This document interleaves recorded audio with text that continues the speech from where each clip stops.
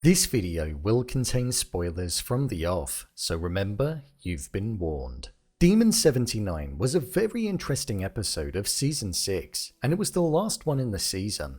With an extended runtime, I truly knew nothing about the episode before entering it, and it's safe to say that upon finishing it, I found myself questioning if the ending was real or not, which is the type of thought-provoking nature that I want for my Black Mirror episodes. With a lot to unpack, let's break down and explain all that there was to take away from Demon 79, along with any hidden Easter eggs that were there. So let's get into it. Here is Black Mirror Season 6 Demon 79 Ending Explained. I feel this episode is perfectly summed up by the first line of the song that played over the opening of this episode and during the ending of the episode too.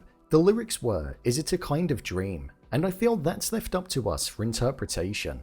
Set in the world where Michael Smart was in UK politics, this episode, set in 1979, was said to be the year of nuclear warfare and the destruction of the planet if Nida didn't carry out 3 killings in the space of 3 days. At the end, we saw that she didn't fulfill it, and the warfare commenced, causing the country to be destroyed. However, in the exact same universe as this, several decades later in the episode Lock Henry, we saw newspaper snippets which confirmed that Michael Smart did go on to have a career in politics. So it does make me think that a lot of what we saw was from the perspective of inside of Nida's head, and that the demon Gaap was not real in the slightest. It was all just a situation that she made up. So let's take a step back and discuss how and why it could have been like that. Well, one of the first signs of this is the book that Nida was reading. She was reading a book called Creative Visualization. The description of the book was, use the power of your imagination to create what you want in your life. Nida was living in a society where a party called the National Front was growing in popularity, and they were known to have racist beliefs as part of their mantra, meaning that the area that Nida was living in meant that she was essentially living on her own and being ostracized and treated differently by the people around her. She was on the receiving end of racism, all because of the color of her skin and where she came from. So she was very much on her own and living an extremely uncomfortable life. What's particularly interesting about this though is the fact that after reading the book she changed the channel on the TV and turned on the charts, and that was where she saw Boney M, the figure that the demon went on to be. So I feel that does support the idea that it was all very much part of her own imagination and something that she was creating inside of her own brain. As well as this, the fact that she read through the news articles that were left on Mr. Possett's desk that were untouched for many years could have been the source of where she got the idea that the 3 killings needed to take place. As she saw that 3 people had died, and then a positive outcome occurred in the fact that the Mayday parade happened as planned. So I feel all of this stemmed from inside of her mind and was created there. Gaap wasn't a demon that actually existed, nor was the sacrificial killings or the apocalypse. I also think that the very idea that she wanted to utilize the killings to get rid of 3 people that were horrible individuals was a way of her being able to justify her anger and the pain that she experienced from society on a daily basis. That was a way of her being able to not make it feel as bad for her. The mere fact that in the same universe there is a future and there is a world where Michael Smart went on to be a politician and have the controversy that was depicted in the flash forwards shows that the world did not get destroyed.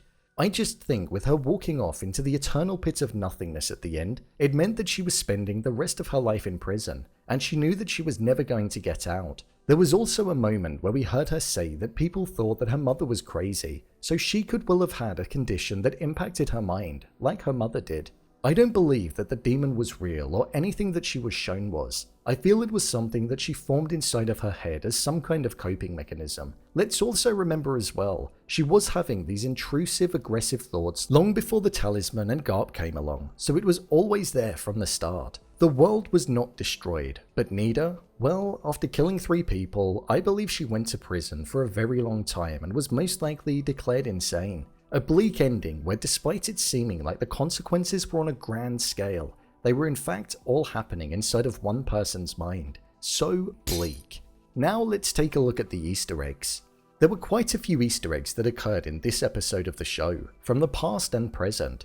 One of the first ones that we had in this episode was when Nida was going through the snippets from the news articles on the desk of Mr. Possett. One of them called out an individual called Robert Daly. This is the name of the character which is used in Black Mirror Season 4 USS Callister. In the following article underneath her thumb there was the name Callow, and it mentioned how they stepped down from their parliamentary seat. so this could well be a relative to the Michael Callow that we came to know in Season 1 Episode 1, the national anthem. The next main Easter egg came with the fact that the white bear symbol was used all throughout this episode. It was used as the initial symbol on the talisman that Nida found. Plus, it was also the symbol of the Britannia Party that Michael Smart eventually went on to create. We saw the news network UKN be in the visions that Nida had. UKN has become a synonymous part of the Black Mirror news network for the episodes that are set in the UK. First used and most popularly known for broadcasting the incident between Michael Callow and the pig in Season 1 Episode 1. During these visions as well, we saw one of the robotic dogs that we saw in Season 4 Episode 5's Metalhead. The final Easter egg that I noticed was that Nida's surname was Huck. This is the same surname as Charlie Brooker's wife Connie Huck, a famous UK TV presenter from back in the day. With this being an episode that was set so much further back before many of the episodes that we've come to know, it makes sense as to why there weren't loads, because most of the technology that has become so connected to the show most probably didn't even exist, nor did the characters, but they still managed to get quite a few in. Overall review. I thought this was a pretty good episode of the show. It was on the longer side, and I don't know if it necessarily needed to be. I wouldn't say it's one of my favourites, but it was an interesting piece that allowed us to look inside of the mind of a character and witness their slow demise. I thought the fictional technology of having the snap of the fingers enabling somebody to see their life flash before their eyes was extremely interesting, and it's one that I'd actually quite like to see used in a future episode. Maybe one that was set in the present day and is widely available, as I think that would be pretty cool. Seeing people struggle with the idea of knowing when and how they and their loved ones are going to die could really mess with an individual's head. I thought the performances were also very strong. Considering this was pretty much a two-person episode for the most part, the fact that they had to have a strong connection was crucial, and it most definitely was. Whilst this didn't feel as Black Mirror-y as many of the others, it certainly had what Black Mirror stands for at its core: the demise of a character in front of our eyes. I like the fact that as a viewer, you're constantly guessing and questioning on if it was real or not, and I also feel as though you can choose to be on whichever side of the fence. If you want to believe it's real, you can, or if you want to think that it's not, you can also do that too. This is definitely a rewatchable episode of the show, but I would say that if I'm putting one on that's going to be nearly an hour and a half in runtime, I'm probably putting on White Christmas or Beyond the Sea. Despite this episode not technically being a season finisher, it most definitely had the feel to it. It was a good way for Season 6 to round off, and it marked the end of a really strong season of Black Mirror, a season that far surpassed its previous one, Season 5. So, there you have it. Black Mirror Season 6 Demon 79 Ending Explained. If you want to see more videos such as Endings Explained, theories and predictions and character breakdowns, then click on the I button, or alternatively you can head over to my channel where you'll find them all. If you'd like to give me a show or movie that you'd like me to review, then head over to my Twitter, @brainpilot_, and tweet me what show or movie you'd like me to review next.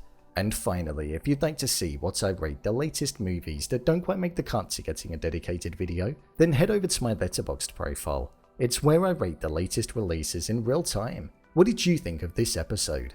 Leave a comment down below, and don't forget to subscribe. I'll see you next time.